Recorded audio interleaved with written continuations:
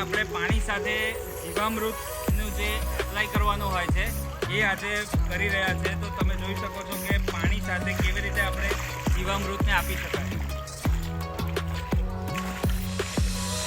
દરેક જગ્યાએ સરખી રીતે જાય એ રીતે પણ તમે આપી શકો અને ઓટોમેટેડ સિસ્ટમ દ્વારા ટીપે ટીપે તમે પાણી પહોંચી જાય, પાણી સાથે જીવામૃત પહોંચી જાય એ રીતે પણ તમે આપી શકો.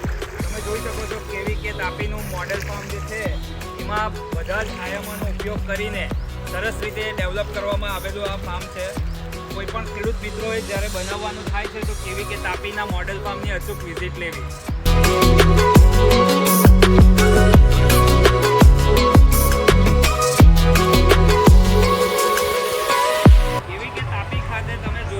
જીવામૃતની અસર તમને દેખાઈ રહી છે. આંબા પર સરસ મજાના મોર પણ આવી ગયા છે.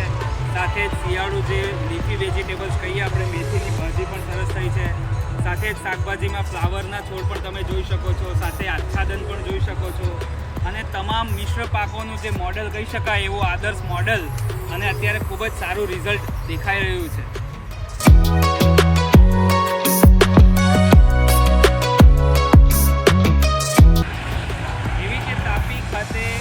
નેચરલ ફાર્મિંગના મોડેલ ફાર્મમાં તમે કેળમાં જોઈ શકો છો સરસ મજાનું ઉત્પાદન. કેળાની લૂમ પણ આવી ગઈ છે. કેટલા સરસ કેળા લાગ્યા છે અને એનો ટેસ્ટ પણ તમે જોશો તો સારો જ હશે. એકવાર હાર્વેસ્ટ કરી જોયું છે અને એનો ટેસ્ટ સારો જ હતો. સાથે સરગવાની સિંગ પણ તમે જોઈ શકો છો કે કેવી રીતે ખાતે સરગવામાં પણ કેટલા સરસ આ વખતે ઉત્પાદન આવે એમ છે. અને દરેક પાક ખૂબ જ સરસ રીતે રિઝલ્ટ આપી રહ્યા છે નેચરલ ફાર્મિંગ મોડેલ.